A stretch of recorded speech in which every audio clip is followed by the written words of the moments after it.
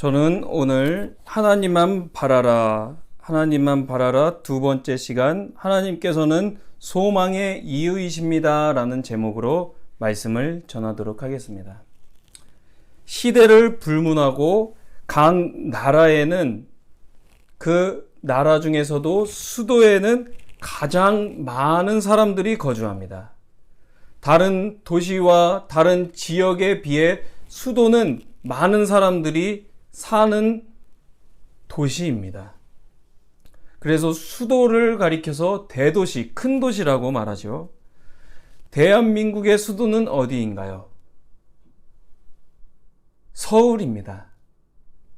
옛 조선은 이 서울 지역을 한양이라고 부르기도 했죠. 이 서울에는 많은 사람들이 거주합니다. 대한민국의 약 5분의 1 정도가 서울에 살고 있습니다. 인구 1000만의 도시가 서울이라고 하죠. 그 서울에는 서울에서 태어나지 않은 사람들로 인해 인산이례를 이룬 곳입니다. 경기도뿐만 아니라 강원도, 전라도, 충청도, 경상도, 전라도, 제주도, 정말 많은 지역에서 서울을 찾아가서 많은 사람들이 서울에서 살고 있습니다. 왜 그토록 많은 사람들이 서울로 몰리는 것일까요? 왜 서울을 찾아가는 것일까요? 왜 서울에서 사는 것일까요? 그것은 기회를 찾고자, 자신의 꿈을 이루고자 많은 것들이 갖춰져 있는 서울로 가는 것입니다. 서울에는 다른 도시, 다른 지역에는 없는 것들이 많이 있어요. 여러분, 서울을 비롯한 인구가 많은 대도시, 그러니까 서울특별시뿐만 아니라 부산광역시나 인천광역시, 이러한 도시들에는 작은 도시들, 그러니까 지방도시에 없는 것들이 있는데 그것이 무엇일까요? 그 중에 하나는 바로 암호화폐 거래소입니다. 암호화폐 거래소. 들어보셨나요? 들어보셨을 거예요. 요즘 뉴스에 아주 많이 나오더라고요. 제가 어렸을 때도 이 암호화폐, 그러니까 비트코인이나 이더리움, 아주 암호화폐도 종류가 많은데요. 제가 어렸을 때도 이런 코인 같은 게 있었는데, 암호화폐는 진짜 코인은 아니잖아요. 동전은 아니잖아요. 그런데 제가 어렸을 때는 진짜 동전 같은 코인이 있었습니다. 문방구에 있는 오락 기계에, 그러니까 문방구가 여러 문방구가 있었는데 한 문방구에 어떤 기계가 있어요. 오락기계죠. 거기에 100원짜리 진짜 동전을 넣어서 꽝이 되면 아무것도 나오지가 않는데, 꽝이 아니라 코인 20개가 당첨이 되면 띠디디디디디디디 20개 딱 멈춰서 나오면, 그게 지정이 되면 20개의 그 코인이 나왔어요. 은색깔 비슷한 코인이 나왔는데, 그 코인은 그 문방구에서 돈처럼 여겨지는 것이라서, 돈과 같은 것이라서 그 코인을 가지고 뽑기를 하던, 맛있는 것을 사 먹던, 군것질을 하던, 다 살 수 있었던 것이 바로 그 코인이었습니다.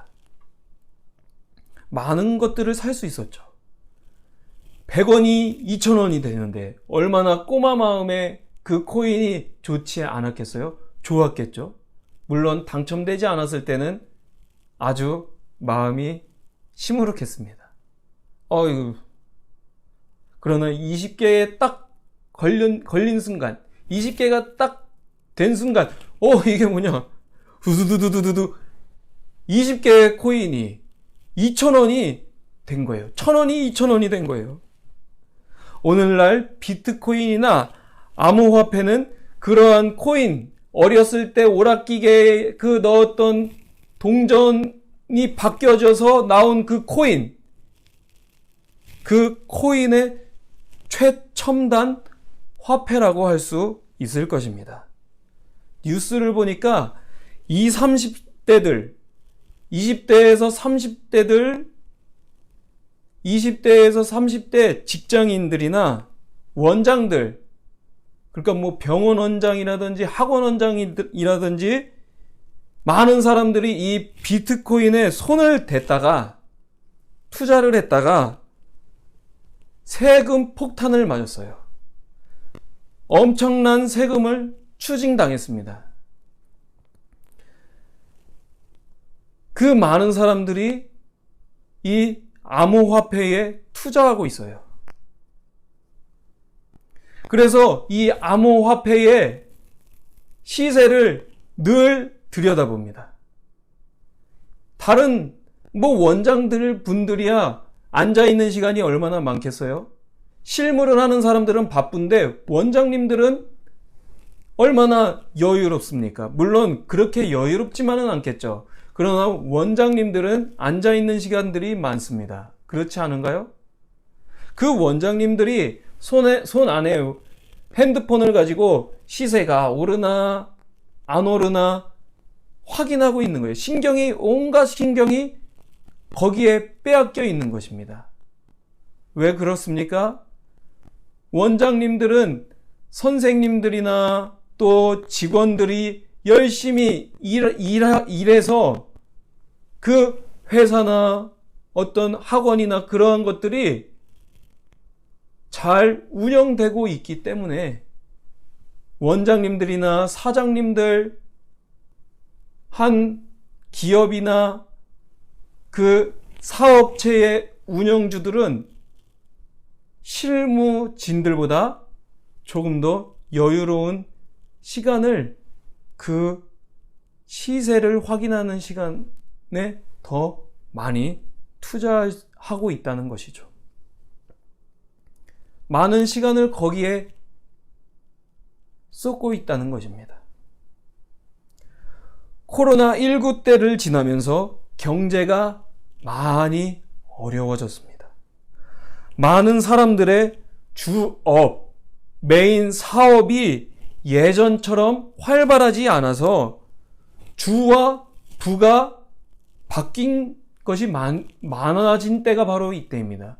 메인과 서브가 바뀌어져 있는 것이에요.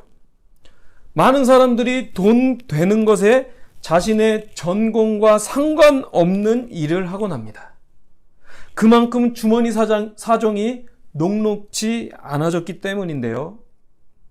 제가 어렸을 때도 1997년도인가 98년도에 나라가 IMF 위기 가운데에 있었습니다. 근데 지금은 그때와는 다른 분위기죠. 경제 위기가 어떤 나라의 경제 상황이 좋지 않아서라기보다 코로나로 인해서 많은 사람들의 일상이 무너졌기 때문입니다. 많은 사람들이 하던 일들을 하지 못하게 되었기 때문입니다. IMF 때는 많은 사람들이 금 모으기 운동에 동참했지만 지금은 그럴 필요는 없잖아요. 많은 사람들이 돈을 좋아합니다. 돈을 싫어하는 사람이 어디 있겠습니까? 그러나 돈은 적다가도 많게 되고 또 많아졌다가도 줄어드는 것이 바로 돈입니다. 특히 저 같은 목사에게 돈은 더 그렇습니다. 목사는 재테크를 하지 않습니다. 그렇게 살아가다 보니 재테크를 하지 않고 돈에 투자하지 않다 보니 돈보다 더 큰 가치, 보이지 않는 가치를 바라며 살아가다 보니 돈의 무게가 더 무겁게 느껴지는 직분이 바로 목사의 직분입니다. 그래도 감사한 것은 시시때때로 하나님께서 주신 마음이 있으신 그 어떤 분을 통해서 공급해 주시는 은혜가 있기에 다시 살 기회를 얻곤 합니다. 왜요? 돈이 없으면 세상은 살 수가 없잖아요. 세상을 살 때는 돈이 꼭 있어야 되잖아요. 시편 62편은 어떤 때에 기록된 것인지 그러니까 다윗이 언제 기록한 시인지 알 수가 없는데요. 그저 이 시에는 시편 62편의 표제어에는 다윗의 시 인도자를 따라 여두둔의 법칙에 따라 부르는 노래라고만 이렇게 표제어가 붙어져 있기 때문입니다. 오늘 본문 말씀을 보면 다윗이 어떤 무게를 느끼고 있다는 것을 이 시편을 보는 독자로 하여금 알 수 있게 됩니다. 시편 이 62편 말씀을 보면 본문 3절에 다윗이 이렇게 기록해 두었습니다. 넘어지는 담과 흔들리는 울타리 같이 사람을 죽이려고 너희가 일제히 공격하기를 언제까지 하려느냐. 이 시편을 쓸 당시 상황은 잘 알 수가 없어요. 다른 시에는, 그러니까 다른 다윗의 시에는 여러 가지 표제어를 통해서 그 표제어를 보면 다윗이 이런 상황에서 시를 썼구나 알 수가 있는데 62편에는 그런 표제어, 상황 때 배경의 표제어가 붙어 있지 않습니다. 그런데 이 시편 62편을 읽다 보면 그가 어떤 무게를 느끼고 있다는 것을 알 수가 있습니다. 본문 3절에 보면 넘어지는 담과 흔들리는 울타리 같이 사람을 죽이려고 너희가 일제히 공격하기를 언제까지 하려느냐 라고 이렇게 62편 3절에 기록해 두었는데요. 이 시편 62편에서 말하는 넘어지는 담과 흔들리는 울타리는 다윗을 공격하고 다윗을 저주했던 사람입니다. 그들은 다윗의 권위를 인정하지 않으려고 했던 사람들이었고 다윗의 권위를 떨어뜨리려고 입으로는 축복을 말하면서 속으로는 저주하고 또 거짓을 행하는 사람들이었습니다. 다윗은 그들에게 위기감을 느꼈지만 그는 그들을 보복하지는 않았습니다. 다윗은 자신의 권위로 그 대적자들, 그들을 공격할 수도 있고 처단할 수 있었지만 그들을 처단하지 않았습니다. 죽이지 않았습니다. 이 같은 다윗의 대응은 사울의 때도 사울이 다윗을 죽이려고 했었을 그때와 비슷합니다. 사울은 많은 이스라엘 국민들이 다윗을 찬양하고 또 다윗을 지지하고 많은 사람들의 마음이 다윗을 향하고 있게 되자 사울은 다윗을 죽이려고 했습니다. 그래서 다윗이 도망자 신분이 되어서 많은 곳을 헤매고 있었고 어느 때에는 사울을 죽일 수도 있었지만 단지 옷자락만 베어서 사울의 생명을 보호하였습니다. 그 이유는 사무엘상 24장 6절에 다윗이 이렇게 말했습니다. 자기 사람들에게 이르되 다윗이 내가 손을 들어 여호와의 기름을 부은 받은 내 주를 치는 것은 여호와께서 금하시는 것이니 그는 여호와의 기름 부음을 받은 자가 됨이니라. 충분히 사울을 죽일 수 있었는데 여호와께서 기름 부으신 하나님의 사람이기 때문에 종이라는 그 다윗의 믿음 때문에 사울을 죽이지 않은 것입니다. 다윗은 충분히 자신의 왕의 권위로 시편 62편에서 기록된 그 대적자들을 죽일 수 있었습니다. 거짓을 일삼는 자들, 입으로는 축복을 말하지만 속으로는 저주를 품은 그 사람들을 죽일 수 있었습니다. 그러나 그는 보복하지 않고 자기 영혼에게 말합니다. 5절 말씀에 나의 영혼아 잠잠히 하나님만 바라라. 무릇 소망이 그로부터 나오는도다. 그가 그렇게 자신에게 말했던 까닭은 하나님이 어떤 분이신지 알고 고백하는 그의 믿음 때문이었습니다. 그는 모든 것에서 구원하시는 분이 하나님이심을 알았기에 1절에 뭐라고 말하고 있죠? 나의 영혼이 잠잠히 하나님만 바라며 나의 구원이 그에게서 나오는도다 라고 이렇게 1절에 고백합니다. 그의 인생에서 하나님은 반석이시며 구원이시고 요새이시기 때문에 그는 하나님을 의지하는 표현을 2절과 같이 또 고백합니다. 오직 그만이 나의 반석이시요 나의 구원이시요 나의 요새이시니 내가 크게 흔들리지 아니하리로다. 이 같은 고백을 6절에도 동일하게 합니다.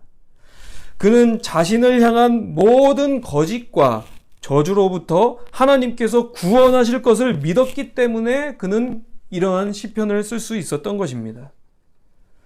다윗에게 거짓과 저주가 그들이었다면 이 세상을 살아가는 우리를 향한 거짓과 저주는 무엇일까요?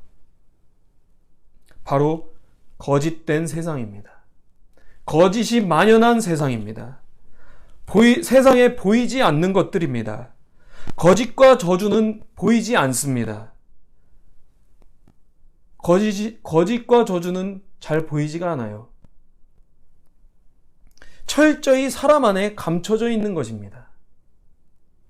그 거짓과 저주가 오늘날을 살아가는 그리스도인들에게는 마치 넘어지는 담과 흔들리는 울타리 같은 것이에요. 그래서 그 거짓과 저주가 세상이 우리를 향해 다가오는 것이죠. 하나님께 속하지 않은 것들이 바로 거짓과 저주, 흔들리는 담과 넘어지는 울타리와 같은 것들입니다.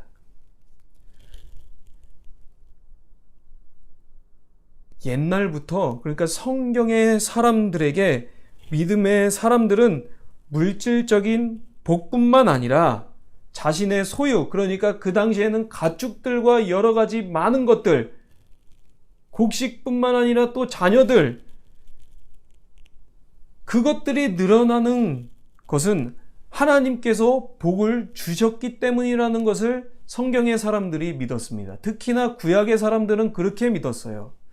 아브라함뿐만 아니라 이삭, 야곱, 많은 사람들, 성경의 인물들이 많은 소유물들을 갖고 있었는데 그 소유물들에 복을 주시는 분, 그 소유가 늘어나게 해주셨다는 것을 하나님께서 그렇게 하셨다는 것을 누가 믿었냐면 성경의 사람들, 특히나 구약의 사람들이 그렇게 믿음을 간직하며 살았습니다. 그러나 오늘날은 보이지 않는 화폐를, 돈을, 물질을 제조하는 시대에 다다랐습니다. 누가 제조하나요? 하나님께서 하십니까? 사람들이 돈을 만듭니다. 암호화폐를 만듭니다. 그리고 그것들을 소유, 실제 재산으로 환원을 합니다. 환전을 하는 것이죠. 이러한 상황 속을 살아가는 젊은이들, 크리스천들을 현혹합니다. 너도 그것을 사야 하지 않겠냐? 너도 코인 하나 그거 사야 하지 않겠나? 유혹합니다. 실제로 인터넷을 보면 이 코인을 산 사람들에 대한 후기, 그것을 샀던 사람들의 이야기가 넘쳐나고 있습니다.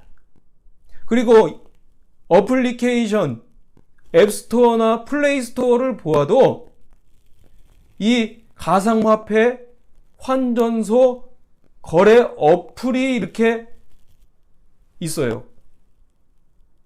그거 유혹하는 것 아닙니까? 너도 사야 하지 않겠냐 유혹하는 거 아닙니까? 그것을 광고하는 사람들이 누구인가요? 하나님인가요? 아닙니다. 너도 투자해야 하지 않겠냐? 달콤한 생각을 건네는 것입니다. 그들에겐 비트코인을 비롯한 암호화폐가 소망이 되어버렸습니다. 그래서 그것을 주시합니다. 그것만을 바라고 있습니다. 시세가 오르기를 바라고 있는 것이죠. 그래서 시세 변동에 민감합니다. 그 사이에 하나님을 무시하고 맙니다. 하나님께는 둔감합니다. 하나님을 믿지 않는 삶을 살아가는 것입니다. 무엇을 믿죠? 비트코인을 믿고 있습니다. 돈의 위력을 충분히 경험했기 때문입니다. 세상의 풍파 속에 하나님을 의지하지 않고 그들은 돈을 의지하고 있습니다. 자신의 입으로는 아니라고 말할지 모르겠지만 은연중에 돈을 의지하며 살아가는 것이죠. 세상은 그렇게 우리를 몰아갑니다. 하나님이 아닌 소유, 물질에 더 집착하게 만듭니다. 그러나 소유는 때때로 저주처럼 작용하기도 합니다. 다윗에게 넘어지는 담과 흔들리는 울타리가 다윗에게 거짓을 행하며 입으로는 축복이요 속으로는 저주를 품었던 사람들이었다면 오늘날 넘어지는 담, 흔들리는 울타리는 세상의 요구, 세상의 선전, 보이는 것들, 마치 재산의 증대를 약속하는 것처럼 보이는 그것들입니다. 재테크, 주식, 이런 것들이죠. 그러나 그러한 것들은 실상은 그러니까 특히나 암호화폐, 비트코인이나 이더리움 여러 가지 그러한 것들은 신기루와 같은 것들입니다.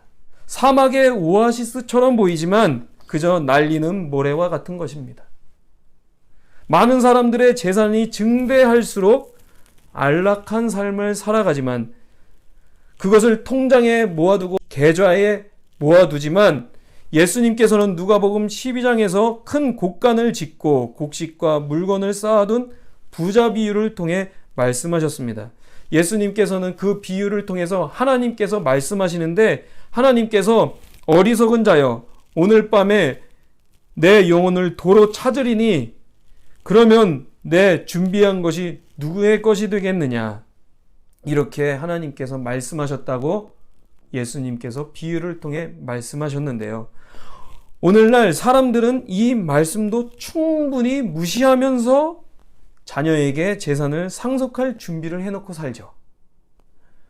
그러나 하나님께서는 그 자녀의 목숨은 주관하지 않으십니까? 그 자녀의 목숨까지 하나님께서 도로 찾으신다면 그 사람들의 상속한 재산은 아무런 소용이 없게 돼버리는 것이죠. 세상에 많은 사람들이 이렇게 자기를 위하여 재물을 쌓아두고 하나님께 대하여 부요하지 않습니다. 이러한 상황 속에서 크리스천들은 어떻게 살아야 할까요? 이러한 세상에 휩싸여야 할까요? 나도 암호 화폐에 투자해볼까? 재테크를 한번 시작해볼까? 물질을 한번 더 늘려볼까? 돈을 어떻게 하면 더 늘려볼 수 있을까? 이러한 고민들로 살아가야 할까요?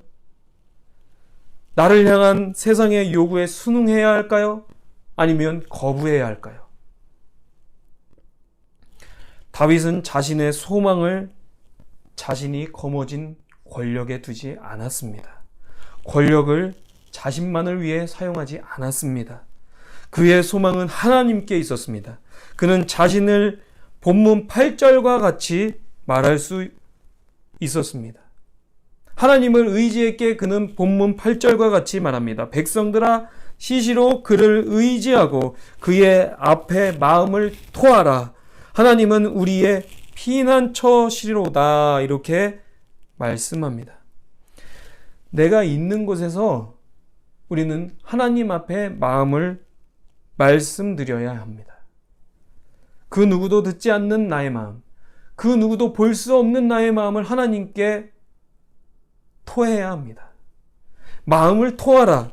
토하라는 영어로 poor라고 번역된 히브리어로 샤파크인데, 샤파크는 엎지르다, 쏟다, 부다라는 뜻이 있습니다. 하나님께서 저희의 모든 것을 아심으로 이러한 상황을 살아가는 우리들의 마음을 하나님 앞에 토해야 합니다. 쏟아내야 합니다. 그리고 우리는 시시로 하나님을 의지해야 합니다. 세상의 불의와 세상의 요구에 순응하지 않고 하나님께 토로해야 합니다. 이러한 세상 속에서 속상한 마음을 하나님 앞에 아뢰어야 하는 것입니다. 그렇게 하나님을 의지하고 피난처 대신 하나님께 피해야 합니다. 하나님께서 피난처이시라는 것은 본문에서 다윗이 8절과 같이 하나님은 우리의 피난처시로다 라고 이렇게 말할 수 있었던 것은 그가 실제로 하나님께 피했기 때문입니다. 많은 공격들이 올 때에 자신의 마음을 속상하게 하고 아프게 하고 고통스럽게 할 때에 그는 하나님께 피했던 것입니다. 하나님께 마음을 토했던 것입니다. 그렇기 때문에 백성들아 너희도 하나님께 마음을 토하라 라고 이렇게 기록한 것입니다. 다윗은 이어서 8절에 이어서 9절에 아 슬프도다 사람은 입김이며 인생도 속임수이니 저울에 달면 그들은 입김보다 가벼우리로다 라고 이렇게 말합니다. 그리고 포악을 의지하지 말며 탈취한 것으로 허망하여지지 말며 재물이 늘어도 거기에 마음을 두지 말지어다 라고 이렇게 말합니다. 여러분, 우리의 소망은 재물에 있지 않습니다. 재물을 하나님께서 언제든지 가져가실 수 있으세요. 재물을 없게 하실 수도 있으세요. 사고를 통해서 질병을 인해서 사람이 생각할 수 없는 그 상황을 하나님께서 만나게 하셔서 그 재물을 취하실 수 있는 분이 하나님이십니다. 사고나 여러 가지 고통, 아픔 가운데 두실 수 있는 분도 하나님이세요. 왜? 모든 상황은 하나님께서 주관하시기 때문에, 모든 것은 하나님 손 아귀에 있기 때문에, 이 세상은 다 하나님 손바닥 안에 있기 때문에 그렇습니다. 우리의 소망은 재물에 있지 않습니다. 권능의 하나님께 있습니다. 주님의 인자하심에 있습니다. 하루의 안전, 평안, 기쁨, 그 모든 것들이 하나님께 있는 것입니다. 하나님께서 기쁘게 해 주셔야만 마음에 기쁨이 있습니다. 평안이 있습니다. 그러나 하나님께서 주시는 기쁨과 평안이 없으면 우리는 불안하고 늘 염려하고 위험 가운데 있는 것입니다. 하루를 안전하게 마치셨습니까? 그 안전하고 평안하게 마치게 하신 하나님께 감사하십시오. 하루가 속상하고 마음이 아팠습니까? 하나님께 마음을 토로하십시오. 우리의 소망은 구원자이신 하나님께 저희의 모든 소망이 있는 줄 믿습니다.